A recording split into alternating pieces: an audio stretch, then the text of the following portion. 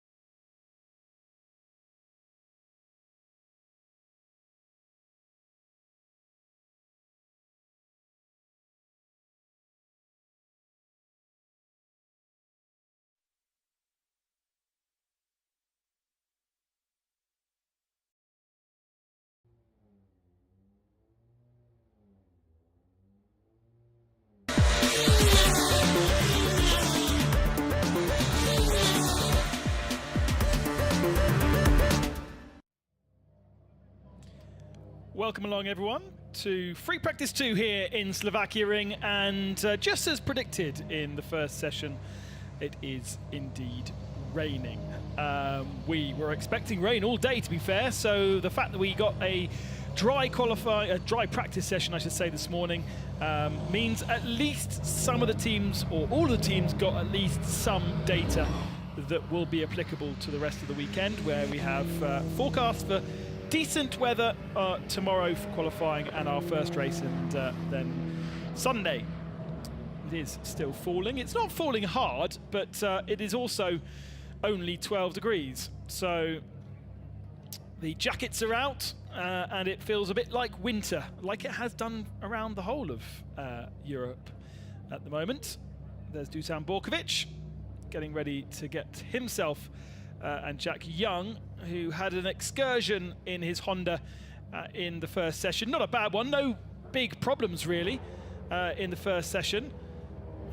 Just a couple of people running a little bit wide, and other than that, we had all 22 drivers complete 10 laps. So just around about a race length. Tommy on the social media checking out the new Hankook tyres. Had a quick chat with him before coming into the commentary box. He did a full race distance on his tyres this morning, and he reported that at the end of the stint they go off a little bit. Dusan Borkovic, though, although didn't particularly like the feel of the tyres, said that they were at least a bit more consistent than what we had previously with different manufacturers. Of course, different tyres, not just the same tyre but with different branding on it. There's a really different feel to the way that those tyres are, whether it be in the sidewall of the tyre and therefore the amount of squidge that you get, especially when you're under braking, or indeed the lateral grip that it offers and the way that it heats up. And interestingly, I did get some information from Hankook on the tyres, so we can go through what they're kind of looking at in terms of performance. Before we do, let's head out to Come2U Racing, who've got a great lineup of Dusan Borkovic, Nicolas Bert and Tom Coronel. Jean-Michel, as reigning TCR Europe champions, you've clearly got a smile on your face. The pressure is on you, I guess. No, we don't have any pressure. We have just to defend our different titles, but that's the life. That's always the same when you are a team champion. We are driver champion, so we have just to defend the titles. That's it. What did you take from Free Practice 1? Very encouraging times for the Audis.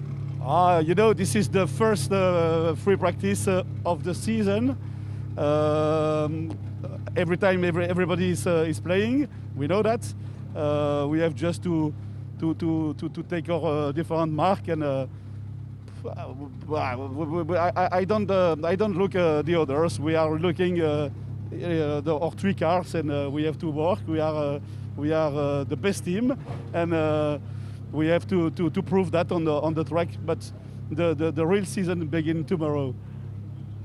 And rain for this second free practice, probably, I guess, a chance for everybody to see, just in case it rains tomorrow or Sunday. No, it's very good. We have the chance to test with the new tire, uncook the wet tire. So this is a chance for us. Donc, no problem. Thank you. Good luck. Yeah, thank you. Mind yourself. You're falling over. It is a very key point that with a new tyre manufacturer in Hankook this year, they will not have had much opportunity, even through testing, and many of these teams have been out testing at various different venues.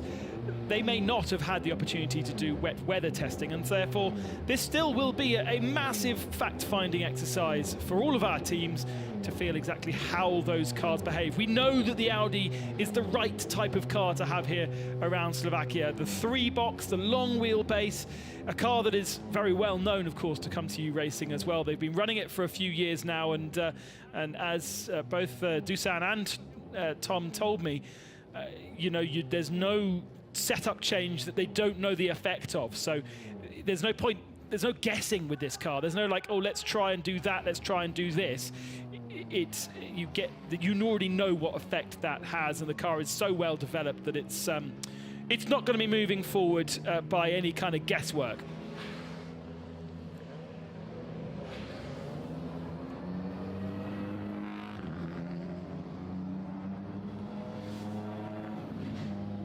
Cars out on circuit.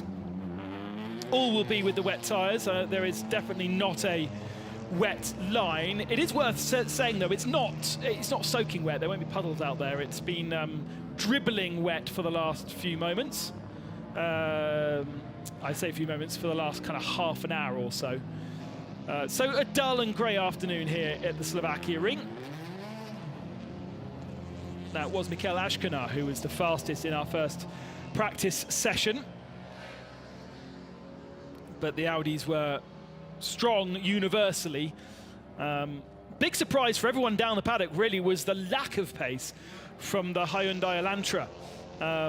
They were at the tail end of the field with Mehdi Banani, remember, champion from last year, Sami Taufik and Niels Langeveld. Lots and lots of work going on at Sebastian Loeb Racing when I poked my head through the garage to see what was going on. Niels Langeveld had a drive shaft out of the front left of his car, but there were tools scattered all over the place. So my feeling was, although I hadn't been observing them for that long, that there's been some pretty wholesale changes in that garage. Of course, they are not going to know necessarily if those changes have done anything, because we're now on a very different type of track. It does look quite wet, actually, down the back of the circuit. This, if you've seen the track layout of this track, it does wind around itself, so it's a very efficient use of space. It's not like a Spa-Francorchamps where I sit 3 kilometers away from the furthest point of the circuit. This is probably the furthest point is only about 1 kilometer, so we're not going to get different bits of weather on different parts of the track. But it certainly is, I think on some of the cameras, perhaps, depending on which way they're facing, it'll look wetter than others, but certainly some spray being kicked up, I should say, around the middle part of the circuit.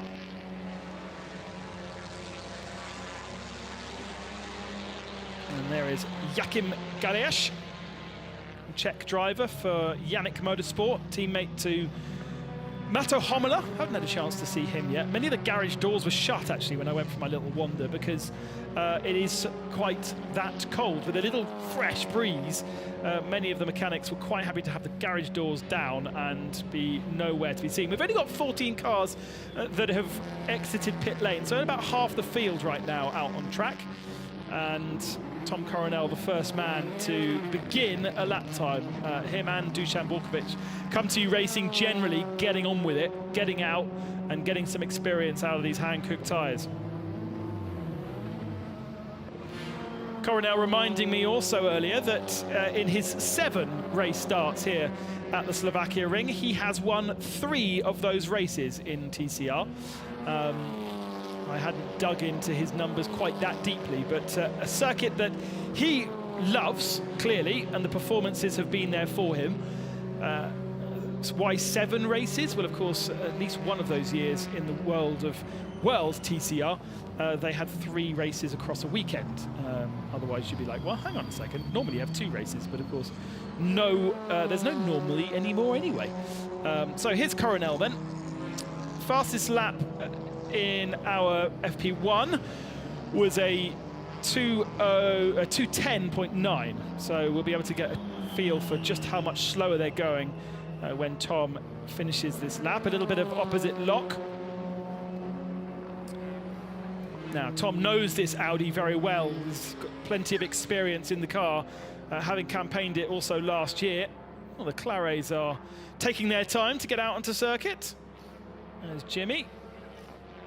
I don't know how he's going to get his bun in the helmet. I never understood that, how you get your buns in the helmet. Maybe I'll need to go down there and get an example of how you fit your bun under a helmet. Not that I have a bun, to be fair. My hair is not big enough for a bun.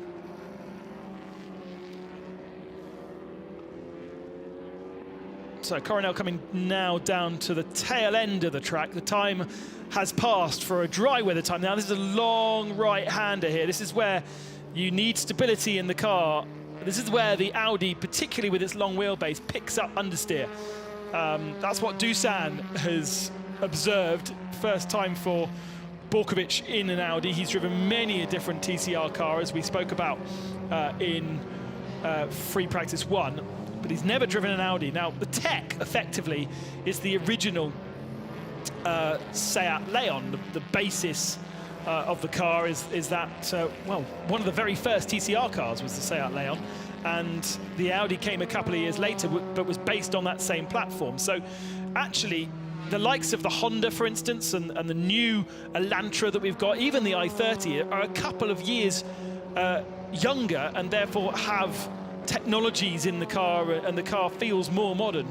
It's weird to kind of say that the Audi RS3 is an old car, but it is basically 7 years of technology. Now, Franco Girolami on my timing screen is in an FK7. My entry list says an FK8, just a slightly different Honda. It's difficult to know, but the rear end, I would say the timing screen is correct and my entry list is wrong. It doesn't look like the latest Honda.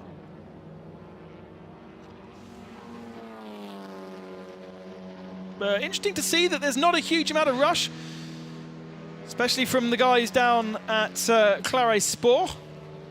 Gilles Colombani and Sylvain Poussier were the 2 drivers at the tail end of our field in Free Practice 1. They are in the old Cupra Leon, but run by Team Claret. We know Team Claret for the Peugeots, but they are running 2 Seat or Cupra Leons, but they were Seat Leons back in the day.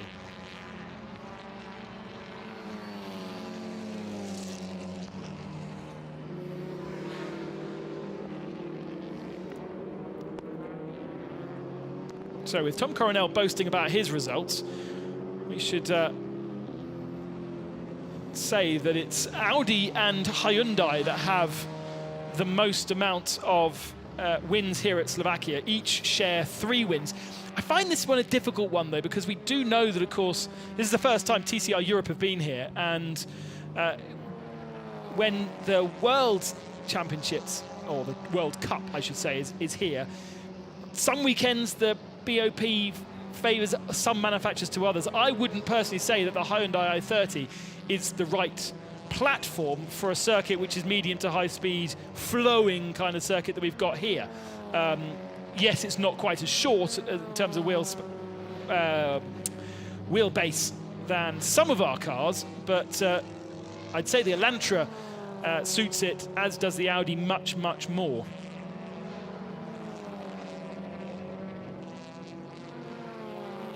thank you also to Phil Kinch for pointing out that the FK8 is the BTCC car. The FK7 is the TCR car. That means we need to get on to Wikipedia then, Phil. I'm sure you've got admin rights to edit their entry list. So here's Sami Taufik, mentored, of course, by Mehdi Banani. The two of them together last year and have moved across to Sebastian Loeb Racing. Their first foray, would you believe, into TCR Europe. Something that kind of a bit surprised me, really. And they have a 4-car team with Niels Langeveld. Here he is, going fastest of all. Now, that long wheelbase, and potentially, depending on what settings they've got on the car, may suit wet weather driving. Is it creating a bit more grip for these wet weather tyres to dig in? Certainly the Elantra was not fast in free practice 1. Even Niels, who was the fastest of them, was at nearly 2 seconds off the pace. So this seems to be an anomaly, this FP2 session across the whole weekend. You never know with weather, of course, but it doesn't look as though we're going to have wet weather for the rest. Oh, that's a nice little slide. Clip that one up for the EVS at the end of the session. Yeah, it doesn't look like we're going to have rain for the rest of the weekend, and therefore, whilst this is useful information generally, it doesn't necessarily specifically apply to racing here at Slovakia. We go to Riga, we go to Spa, to Zandvoort, where we may well have weather. But, oh, Langeveld really, really sliding around as Coronel goes fastest. Of course, we are likely to see the times decrease slightly unless this weather gets heavier, which it doesn't look like it's going to, and therefore temperature will build in the tyres. That will then burn off a little bit of the water, as well as the tread kind of kicking it off, although that shot does make it look very, very wet indeed. But we've got 2 Dutch drivers at the head of the field right now in Coronel and Langeveld, and Niels being able to throw it into that corner. It dug in, it did grip, but there is obviously one corner that is very, very slippery as Niels Baart heads off into the gravel trap. He's going to be able to keep that out of the barrier, no problem at all. Now, still in pit lane is Team Claret. We've got Jimmy and Teddy out there in the Peugeots, so they've left. But the two Cupras are still in pit lane, and there looks to be some kind of an issue there for Sylvain Poussier. Gilles Koulimbani also still in pit lane. And Michael Ashkenaar has brought his Cupra Leon Competition back into pit lane. So as Franco Girolami has also been in pits and come back out. So I don't see them chasing setup here. I don't see big wholesale changes. They might come in after a couple of laps, check the tyre pressures, head back out, see where, you know, how the tyre pressures have changed after 4 or 5 laps of running, after, you know, half a race stint, for instance, which would be 5 or 6 laps. In terms of tyre pressure, the minimum cold wet pressure is advised if for our geeks, as Jack Young goes a little bit wide. We saw him off in the grass in the first session, and he's done it again in the second session. You kind of want to be on the very edge of the circuit, because there is more grip offline than there is online, generally. That doesn't apply to everywhere, but it does mean you're threading the eye of the needle, and he just got too much of a swapper on there, the rear end trying to overtake him, and the correction was enough to point him into the gravel trap. But no harm done. He'll wiggle around, gets rid of all that gravel, which is pinging around underneath him. Even with the helmet and the balaclava, he'll probably be able to hear the gravel banging around the metal in the arches as well, and hopefully he doesn't have any gravel in his brake discs. Now, what's going on here? This is Ashkenaar's car, and I think they're doing a brake pad and disc change. See there on the left-hand side, a new disc going on. So Ashkenaar's chosen this as a moment to bed in some brakes, which is common practice, really, across all the different sessions. Of course, last chance to do that, because we go straight into qualifying tomorrow.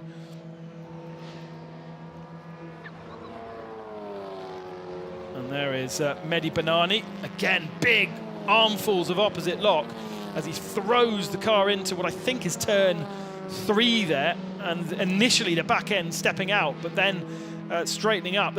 He's trying to get that car a little bit more pointy. It's again slightly suffering with understeer, and that is due to, in part, the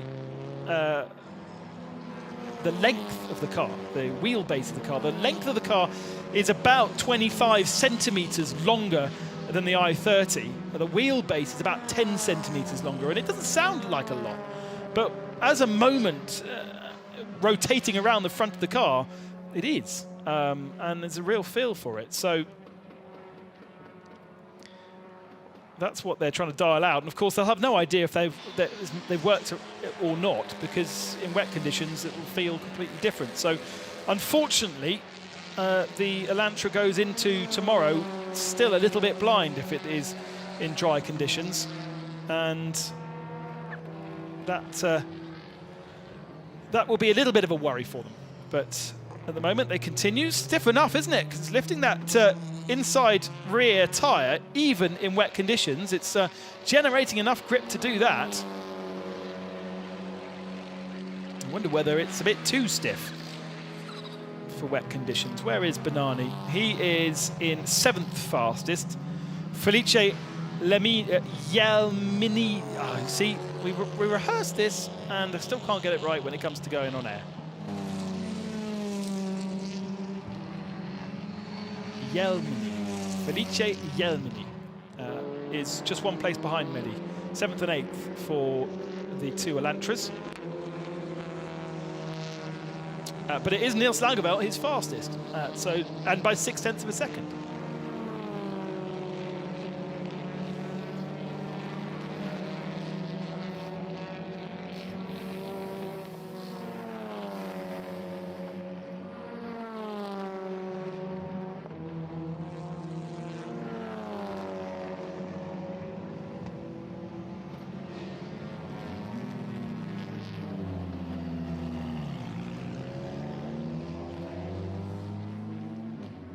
So Banani back into the pits then.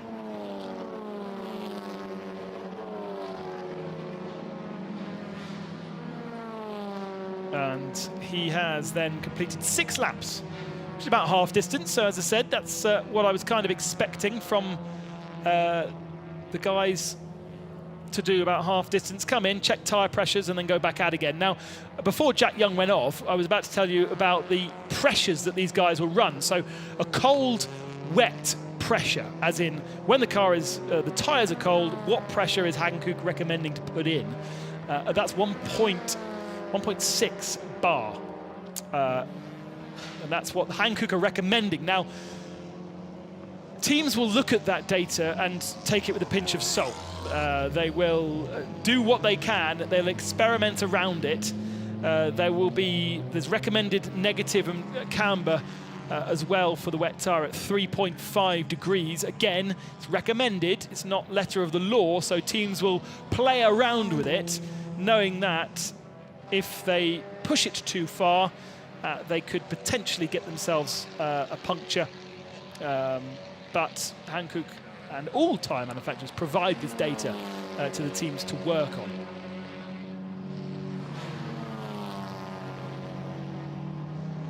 Now, the temperature readings don't really apply to the wet tyre, of course, but in the slick tyre, they are looking at it around 100 degrees out the front tyre.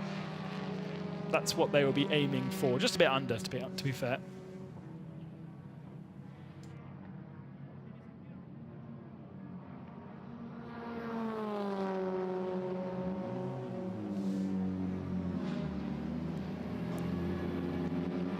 So it's an interesting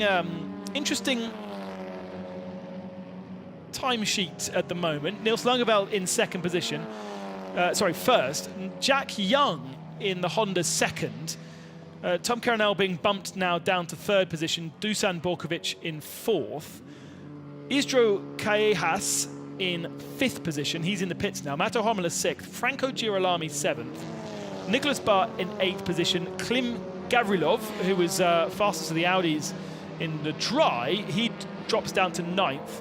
And then Felice Yelmini in 10th position. Mehdi Benani 11th. Teddy Claret, Jakim Galash, Naji Davidovsky, Ruba, Claret, Tauflik, Colombani, Poussier, and Mikel Ashkina, as I said before, obviously not going for a time. He's out there bedding brakes in, and we still have not seen one car. So who is that we are missing?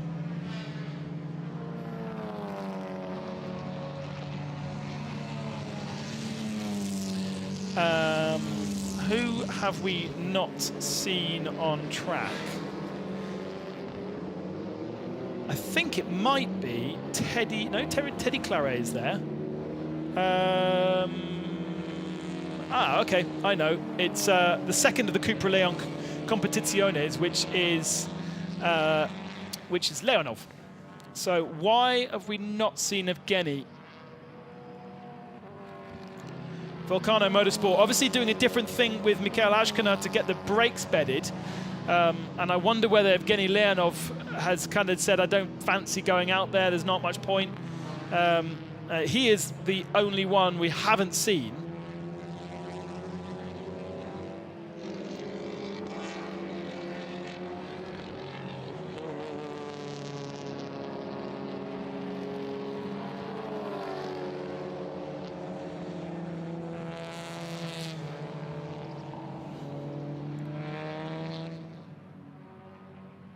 Here's Nicholas Bart.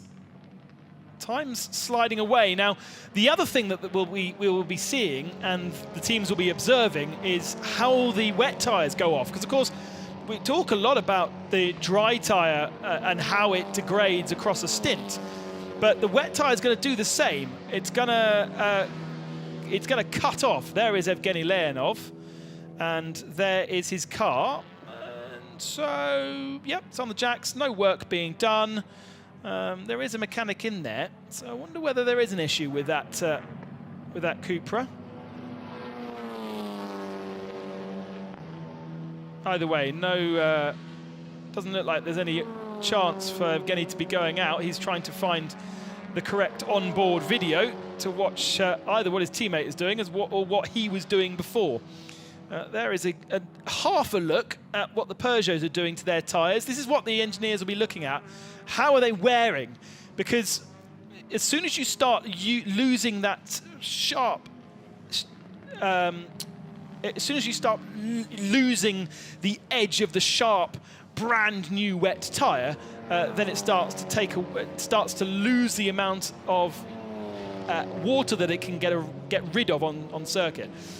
So then effectively, also you can start overheating them and then you lose grip. So we aren't seeing much in terms of improvement, even though perhaps the circuit has been slightly improved. Coronel's left side looking a little bit mucky, although suggesting he might have gone a little bit wide somewhere, dipped a wheel into the grass, still pushing.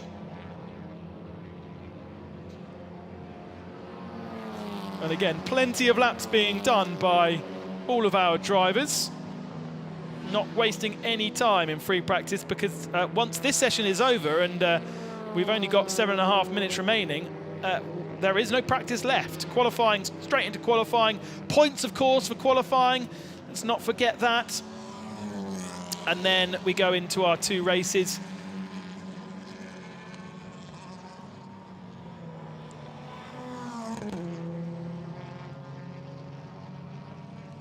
We've got points for the top 10 in qualifying as well. So with only 22 drivers in this first grid, I say only, it's a decent number. But it does mean that half the field could get points in our first qualifying session of the season, before we even get into racing, where we are offering points down to 15th position. So, you know, there's after you have a few incidents and accidents, there are very few cars out on circuit that will not score points in our 2 races. And if, when we go to Ricard in a couple of weeks' time, we have more cars entered, which is, you know, very, very possible, especially dependent on the ability to get to that particular race circuit, we will then, you know, then we're harder for some of these guys to score points. So this is a really important weekend for everybody who's here to maximise the possibilities of points. Coronel faster in the first 2 sectors of this lap, so it looks like either the track is gripping up or he has found something, but Coronel third fastest right now, the fastest man through the first sector, and he goes fastest of all. Not quite as fast as Niels Langeveld in the final sector of the lap, but he takes out enough time to be 3.5 tenths ahead of Langeveld, who is in pit lane. Here he is, and they are doing some kind of differential settings. That wrench that they've got on the drive shaft, effectively, will be setting differential settings, and it was Niels actually who had an issue with his drive shaft, or had the drive shaft out of the car when I had my little wander in the paddock a little bit earlier on, so perhaps a little bit of concern.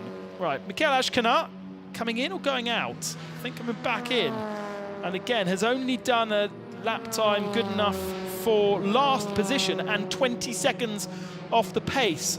I'm not worried. I'm not worried that he's got an issue, but they're definitely not chasing time, neither of the Volcano Motorsport cars. Here's Mehdi Banani.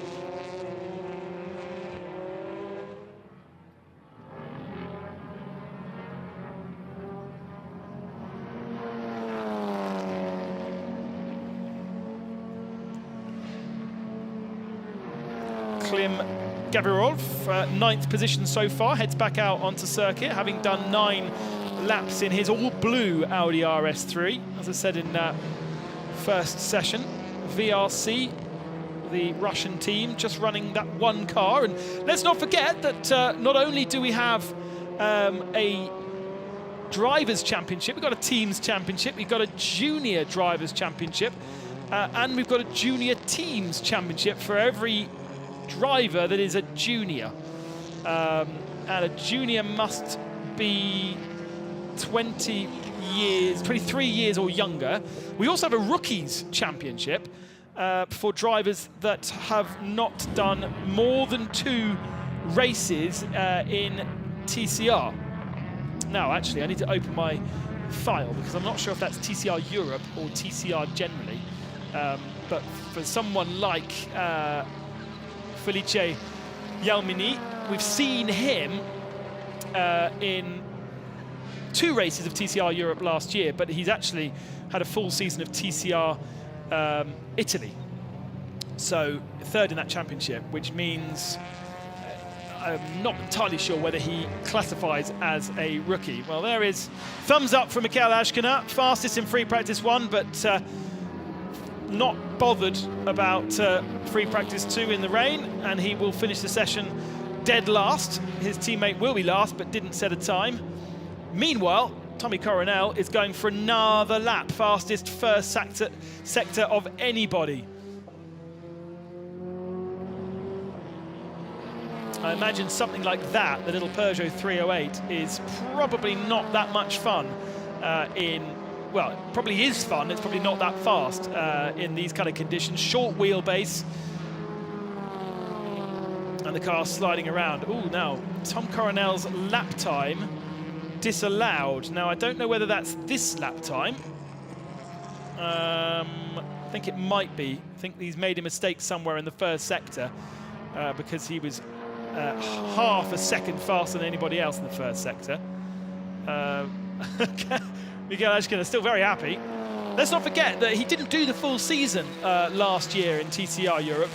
He was racing in World TCR, but he did come for the last 2 weekends, and of those 2 weekends for Volcano Motorsport, he won 3 races out of the 4 that he had the possibility of doing so. He dominated his first weekend back in TCR Europe, and you know, they are, of course, they are the same car effectively, but 2 different teams, 2 different types of tyre, and that's mighty impressive, and different tyres to how he won the championship back in 2018. So Ashkanat campaigning at the moment the full year in TCR Europe. There is one clash with WTCR in the calendar at the moment. But with our drop scores, those drivers that are doing both championships will not necessarily be penalised because they can drop the scores of that missed weekend. So that's really good news for the likes of Ashkenar, the likes of Tom Coronel also campaigning in both championships. I'm not sure if Daniel Nage is also doing the WTCR Championship with Zengo, because Zengo have announced 3 of their 4 drivers. They haven't announced the 4th one yet. So Coronel still pushing.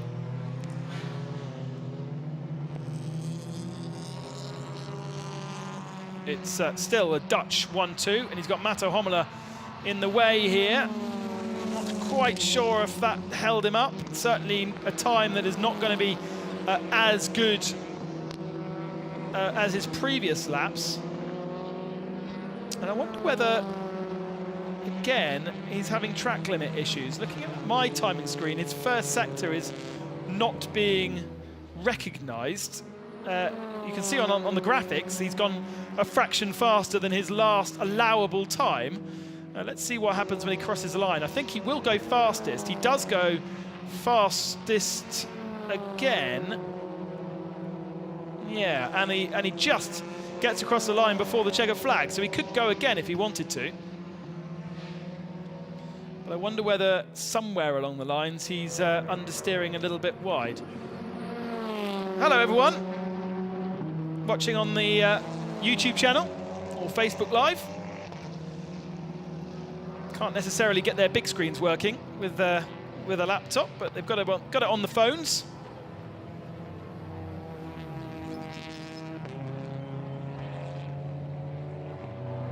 That is free practice 2 done then. Looks like it'll be Tom Coronel to chat to Mark James in a few moments' time. At least that's closest to the media centre for Mark. Doesn't have to walk down the whole of pit lane. Jack Young, 3rd fastest, still on a lap here, and he's not far off. It's in the middle sector. This could well be an improvement for Jack Young. He's 9/10 of a second off Tom Coronel's time. But isn't it typical of the Dutch and the Brits to be fastest when it's wet? It's just emphasising the fact that we're used to racing in the wet. Tom Coronel's going up to race control, by the way. So Mark perhaps can ask him why he's been a naughty boy. Slow last sector for Jack Young, though, and therefore he stays 3rd fastest. He does improve his time, but the 3rd sector was not an improvement, whereas the first 2 sectors were. So ends up 7/10 off Tom Coronel. Niels Langeveld, the timing screen suggesting that he might be trying to go for another lap. He comes across the line and he doesn't go any faster, but encouragement then for Niels that the Elantra is fast in wet conditions in his hands. But we have to go all the way down to 12th position for the next one. Felice Yelmini.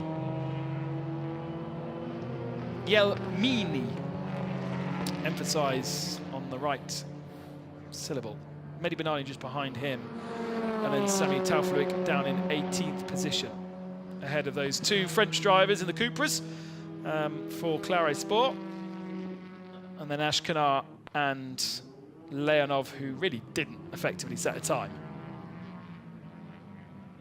Fastest in the middle sector across the session, by the way, was Franco Girolami in his Honda Civic Type R. There's Dusan Borkovic heading back to pit lane. Everyone's now either been in pits or taken the checkered flag, so there will be no improvements in the times. And again, the longer wheelbase definitely suiting this Slovakia circuit. And I imagine, looking at the circuits we have on the calendar generally, Ricard is going to be the same. Circuit Zandvoort, Maybe now with the banking, it's more of a long wheelbase circuit than a short wheelbase. Spa certainly is. Nürburgring probably. Monza will be the place where the shorter wheelbase will come in, and Barcelona is probably a longer wheelbase. These kind of Formula One circuits definitely suiting the longer cars to the shorter cars. Need to go back to the little fiddly touring car tracks. Or like some of the tracks that Jimmy and Teddy Claret will race in France. Some of them look almost like go-kart tracks, they're so fiddly. That's why the Peugeot is a popular machine in, I think they call it the TCR Trophy in France. Well, my little pep talk with Tommy Coronel before the start of the session obviously helped him. Another 11 laps done, so that's a full race stint on the wet tyre. Round and round and round and round, and fastest session. And interestingly, even with tyres that had done 11 laps of the session, I wouldn't have said that the conditions were getting that much better, but he still managed to get his fastest lap on one of the last 2 laps of the session. I don't know whether Mark is on comms now, but it'd be interesting to know why or where Tommy was in the sector 1, we think, perhaps going a little bit wide, maybe through turn 3. And that's why he's going to have to go and have a chat with our race director. Let's go down to Mark then. He'll have Tom Coronel, and we can find out how the Dutchman felt in the wet conditions here in Slovakia. Tom, fastest in free practice 2, well done. Yeah, well, being the fastest, being world champion in free practice, we have done more in our lives. It's not important, but I have a good feeling with the car, you know. I feel good, always here in Slovakia, I'm doing quite strong. All the test days I've been here, always the fastest with the team. Out of the 7 WTCR or WTCC races, I won 3 here. So basically somehow, I don't know, this track is really good for my feeling and very technical, good mixture between high speed and low speed. So yeah, at the moment I'm confident, but you know, we have to be here on Sunday. I may have some bad news for you. The race director wants to see you. Yeah, I can imagine. I overshoot myself in the hairpin, so I went straight. So I came back on track on the end there, because you're not allowed to turn back, I suppose. So it's normal, you know. It's always nice to meet my friends directly in the beginning of a first weekend. Now, it was a wet session. The weekend is meant to be dry, so did that really mean anything, or is it just for the confidence? No, well, first we were not thinking about even driving. And then 2 minutes before the session started, my engineer said, nah, I would like to try some things with the tire pressure. So I went out directly, I had a good feeling with the car, so I pushed it. And then he said, no, we stay all time on track. I said, okay. And then we changed a little bit on the car. As you saw here, we pitted and we changed the tire pressures. And yeah, that made another step with the car. Now, let's do it on Sunday. Well done. Thank you. Always got the lines, Tommy, hasn't he? So basically there is an oval version of this Slovakia Ring which he decided to take on one of his laps, and that's why race director said he did a cut. It wasn't a off track, it was a proper miss half the circuit, which by the way I've done in a hire car the first time that we ever came here. We had free practice 0 in hire cars. I'm sure there's a few people who remember that. I saw Pepe Oriola actually, who was part of that that fun day.